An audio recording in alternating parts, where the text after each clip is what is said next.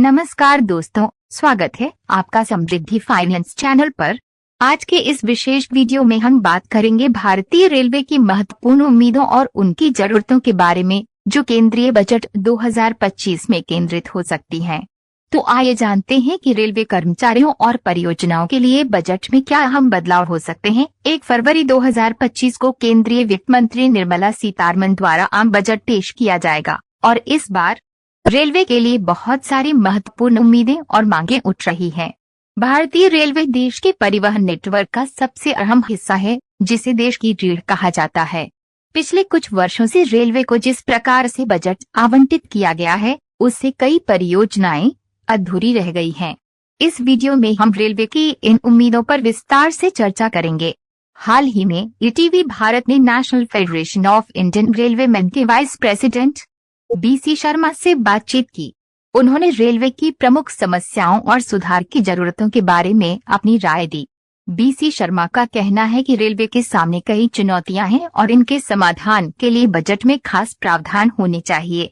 BC Sharma ने बताया कि पहले रेलवे का अलग बजट हुआ करता था, जिसमें रेलवे से संबंधित सभी योजनाओं को प्राथमिकता दी जाती थी।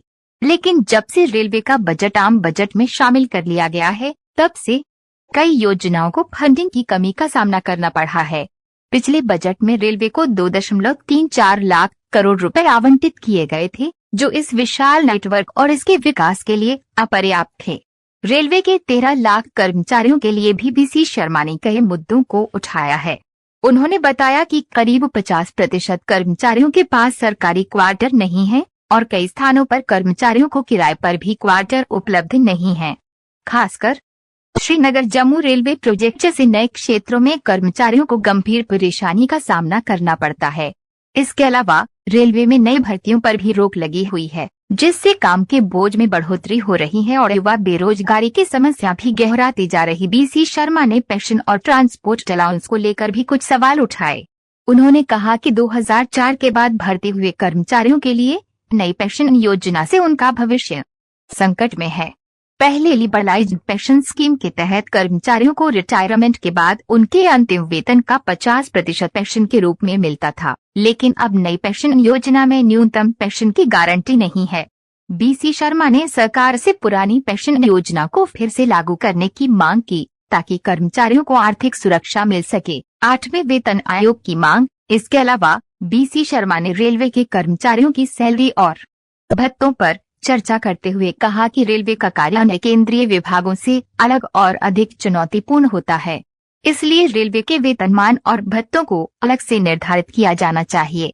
इस संबंध में उन्होंने 8वें वेतन आयोग की आवश्यकता को महसूस किया, ताकि रेलवे कर्मचारियों को उचित लाभ मिल सके। रेलवे के बुनियादी ढांचे में सुधार के लिए भी बीसी शर्मा ने अतिरिक्त बजट की आवश्यकता की बात की। उन्होंने बताया कि देश में 64,000 किमी रेलवे ट्रैक हैं, जिनमें से कई को मरम्मत और डबलिंग की आवश्यकता है। इसके अलावा सिग्नलिंग सिस्टम को सुधारने और दुर्घटनाओं को रोकने के लिए भी एक समर्पित बजट होना चाहिए। रेलवे के कार्यक्षेत्र और दायरे को बढ़ाने के लिए ये सुधार आवश्यक हैं। बीसी शर्मा ने सरकार से अपील की है कि रेलवे को उसकी जरूरतों के अनुसार बजट दिया जाए, ताकि रेलवे के सभी आवश्यक कार्यों को सुचारू रूप से पूरा किया जा सके। उन्होंने कहा कि रेलवे के कर्मचारी हमेशा देश की सेवा में तत्पर रहते हैं, चाहे वो प्राकृतिक आपदाएं हो या अन्य कोई चुनौती। ऐसे में रेलवे को विशेष फंडिंग की आवश्यकता है। तो दोस्तों, रेलवे के इस विशाल नेटवर्क और कर्मचारियों की समस्याओं को हल करने के लिए केंद्रीय बजट 2025 में क्या खास प्रावधान होंगे, ये तो समय ही बताएगा। लेकिन ये साफ है कि रेलवे के लिए अधिक बजट और आवश्यक सुधार बेहद जरूरी हैं। अगर आपको ये वीडियो पसंद आया हो तो कृपया इसे लाइक और शेयर करें। साथ ही हमारे चैनल समृद्धि फाइनेंस को सब्सक्राइब करें, ताकि आपको हर नई जानकारी सबसे पहले मिल सके। धन्यवाद और फिर मिलेंगे एक नई जानकारी के साथ।